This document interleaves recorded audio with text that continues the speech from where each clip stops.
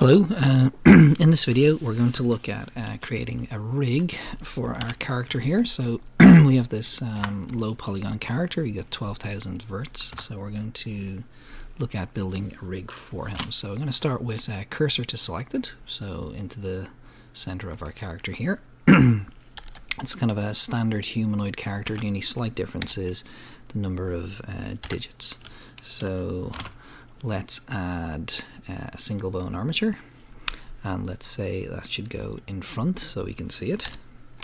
And I'm going to go into edit mode, and we're going to build a skeleton. So we're going to build 2 bones into the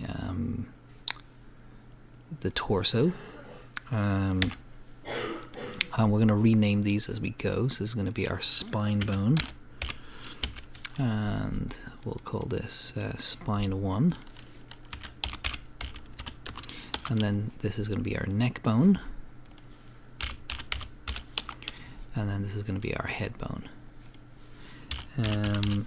So now we're going to go up here to the armature options and turn on x-axis mirror, and then I'm going to select this here, and I'm going to press Shift E, and Shift E will extrude me on both sides of the mesh. I'm going to place this here. I'm going to look from on top and see, yeah, we're roughly in the right place. And then we're going to extrude to the elbow, to the wrist, and into the hand. So let's make sure these are positioned on the right plane. So again, we'll name these.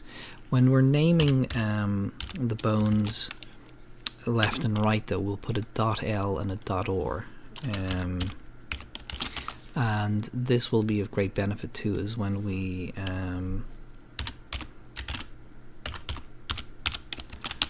pose these later, so we can copy and paste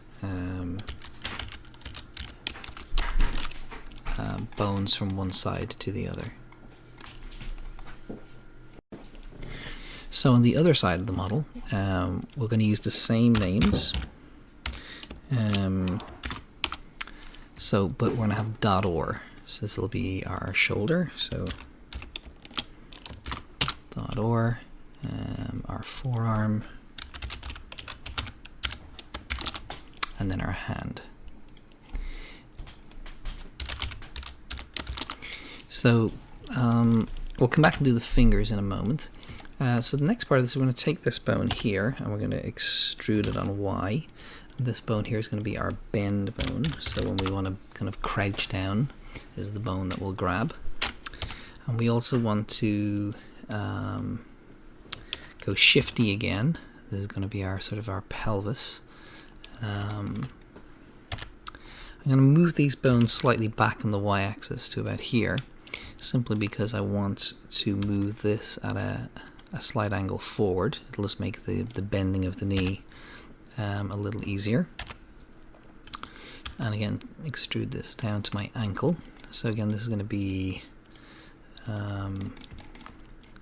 so we'll call this pelvis.l and pelvis.or, and this will be our leg. And the actual names themselves mean nothing. You can call them whatever you want, and have your own kind of marking or own kind of naming scheme. Shin.or, and I'm sure at some point I'll put an or on an L and an L and an or, but we'll try not to do that. Now, the foot's going to be interesting. So we're going to take this joint here, we're going to go E and bring that back. It's going to be our IK bone. So we're going to call this foot IK.L, and then this will be foot IK.or. Now we're going to come back and disconnect that bone in a minute. You'll see why. I'm going to extrude this down. It's going to be my foot bone, and forward, and then forward again. And I'm going to take this bone and go Shift D, duplicate it, and place it there. And I'm going to change the position of that in a moment. I should take this again, Shift D, I'm going to rotate it 180 degrees. I just pressed or 180 there. I'm going to press G and position this. So let's do our positioning first of all. So I'm going to select this one, go Shift S, cursor to selected, and then take that one, selection to cursor, so it snaps in place. I'm going to do the same here, cursor to selected, selection to cursor. And then this one here, cursor to selected, and this one, selection to cursor. Okay, and we'll have a little talk about what we've done here as we name them. So this here is the foot, so there's going to be foot.l and foot.or. And this is going to be the the bone that deforms our so if I get in here, so this bone here won't do any deforming, and nor this is an IK bone. And then nor will this bone here is going to be used to sort of lift the heel. So we'll call this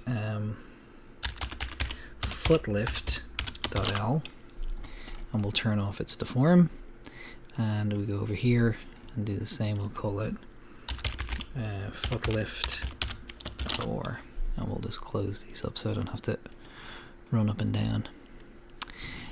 This bone here is going to be my toe IK, and it's only going to control this toe bone. So and then logically this is our toe, so toe.l and toe.or.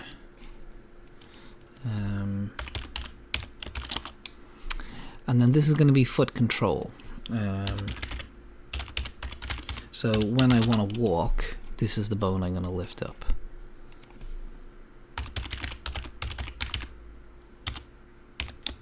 Okay.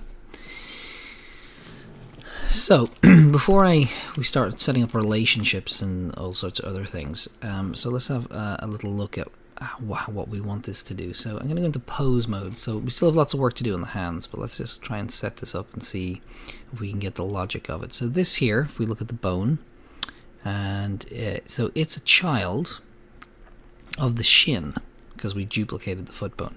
So I don't want that. I don't want it to be the child of the shin, and same with this one. So what I want to do is I want to lift this bone here up, and when I do, or sorry, let's just go back. So what I want to do is I want to set this as give it an inverse kinematic constraint. We'll turn the armature on. So I want this bone here to follow the IK bone. So I'm looking for foot IK dot L. So this bone's going to follow this one, and we'll give it a chain length of 2, and that will bring our chain length up to our hip. I'm going to do the same over here. Inverse kinematic, our armature, which we should rename foot IK.or with a chain length of 2. Now when I lift this, I go G, nothing happens. So I need to go in and figure out why. So this bone, so I'm asking this to follow this, but this is the child of that, so I've got sort of a loop. So this needs to be disconnected. Okay. So now in pose mode, if I select this bone here and go G, I start to lift things. Okay. But this doesn't control the leg. So let's see if we can go in and further look at our relationships. So when I lift this bone, I want this to follow it. So I can leave this bone here, the foot, and the toe in the chain. But this, like this one, we don't want it to deform, and we don't want to connect it to anything. So we can disconnect this, say do not deform, do not be connected. And we will, in pose mode, tell this bone here, the toe.or bone, will go into its constraints, and we'll say inverse kinematic, armature, toe ik.or, with a chain length only of 1, and the same on this side. Now we could argue over the redundancy of an inverse kinematic chain of 1, but we won't go there now. So so this bone here is just much easier to grab than, so this bone won't be visible, it's inside the mesh, and we can lift the toe. Now what we want is, we want to be able to select this bone and go, or like rotate it and lift the heel. So in order to do that, this bone here must be the child of this one. So let's do that. So let's make it, so we call this foot lift.l. Okay, and it needs to be sort of offset. They don't want to be connected. Same on this side here. So we'll say this is a child of foot lift.or. Now, foot lift, so we want the foot lift to go up when this bone moves. So we want to make this bone the child of that bone. So we'll say foot control.l and foot control.or. So let's just walk through what happens now. So again, in pose mode, assuming this works. Ooh, okay, so it does work, but also it doesn't work. So we'll go into pose mode and we'll say reset position. There we go. So all that, the reason it went bananas there is because we've got a loop. So let's just explore what we've set up and see what works and what doesn't. So this bone is following this one, and this cannot be connected. This bone is following this one, cannot be connected.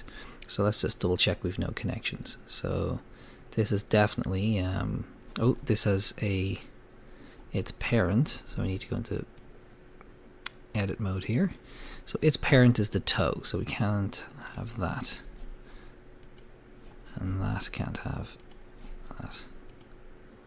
Okay, so I don't know if that was causing our problem, but the IK bones can't be in the chain, or we'll get that loop that we got before. So this bone is not connected to the shin, and when it lifts, this bone will follow it. The foot bone is connected to this bone, so the foot bone is connected to the shin. So if the shin moves, it'll move, and this one is connected to the foot, so when this bone moves, this bone will move. Happy days.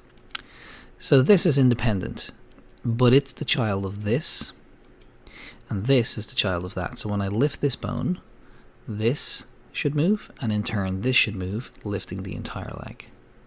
So let's try that again.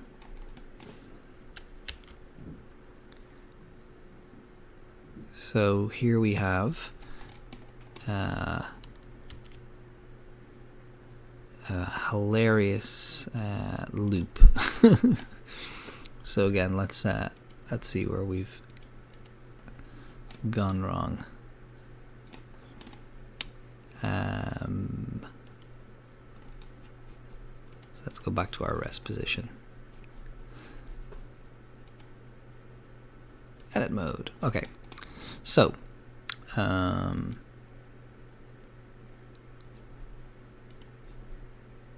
that's the child of foot lift, and that's the child of foot lift.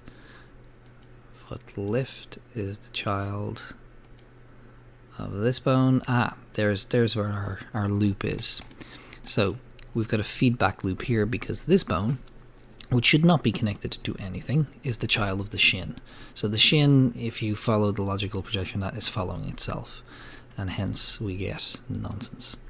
So we turn off the form and we turn off that relationship there. So now when we go back into pose mode, we should get it to work.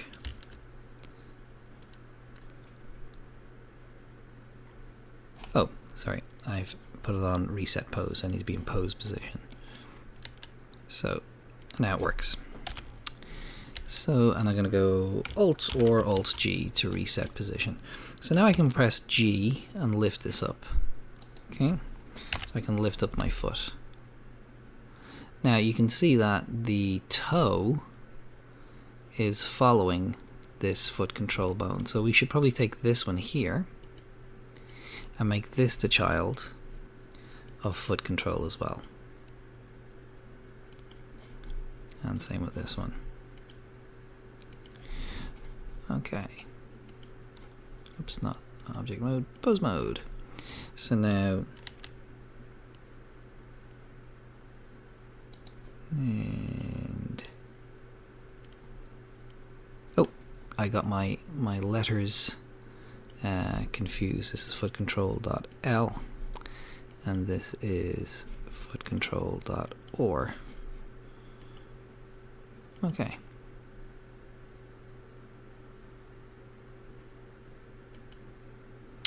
Okay, so let's go back to pose mode. So now we lift up. So the idea here is that, you know, I could grab this and lift, but, you know, I lose, you know, my toe is still pointing there. But more importantly, I get this functionality here. So I can press OR and I can roll my toe. Okay.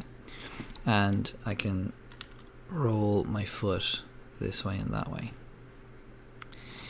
Which is would otherwise be difficult to animate that, to get kind of independent movement in the heel.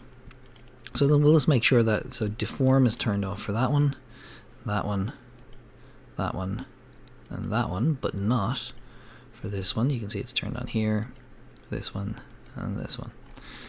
Okay, so that's our our feet sort of set up to allow us to kind of make a rig that will give us a, you know, a decent walk cycle. So I'm going to go back into edit mode and over here to my hand, and we're just going to finish this off. So again, we've got our this turned on, so when I extrude over here, it will give me a duplicate on this side here. So there's numerous ways to do this, so we'll have a look at a simplistic way. So I'm going to move this back a little bit. It's my hand. And then I'm going to extrude. I did not mean to do that. Excuse me. To the base of each finger. And the thumb. Now, I'm going to leave these bones here, and so they're not the most useful bones in the world, but your hand generally isn't really flat. Your hand sort of cups around, so this whole thumb area would normally bend, like sort of rotate on the x-axis here. So this bone in particular was handy for that, for sort of curving the hand. So I'm going to go extrude, extrude, extrude. Now I'm not putting an IK on this, which I probably should. But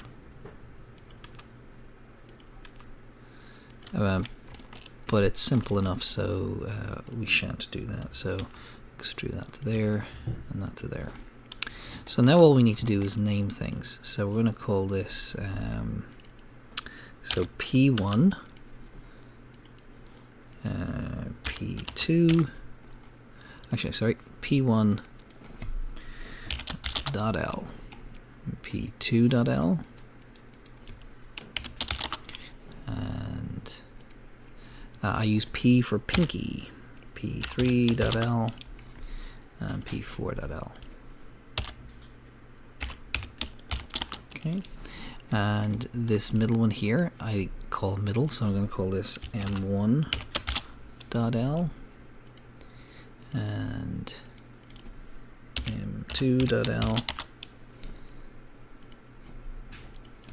M3 dot L, and lastly for this one M4. And then we have a couple more too. So this is my index finger. So I'm going to call this N1, N2, N3, and N4. And then finally, this is going to be my thumb. So th1.l. And I'm going to have to do this all on the other side, which is slightly time consuming. But the other side of that is, like I said, when we animate a small investment in time here, will make the animation process much simpler. So vh1.or, and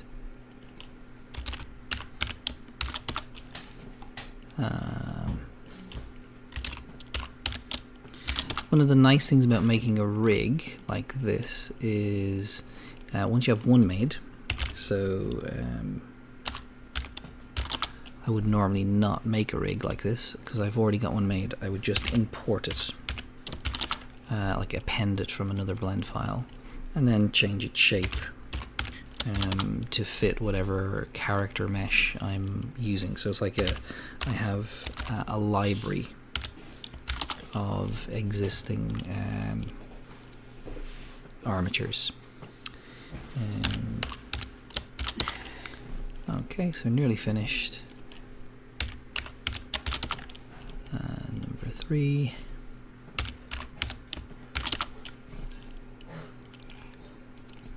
And 4.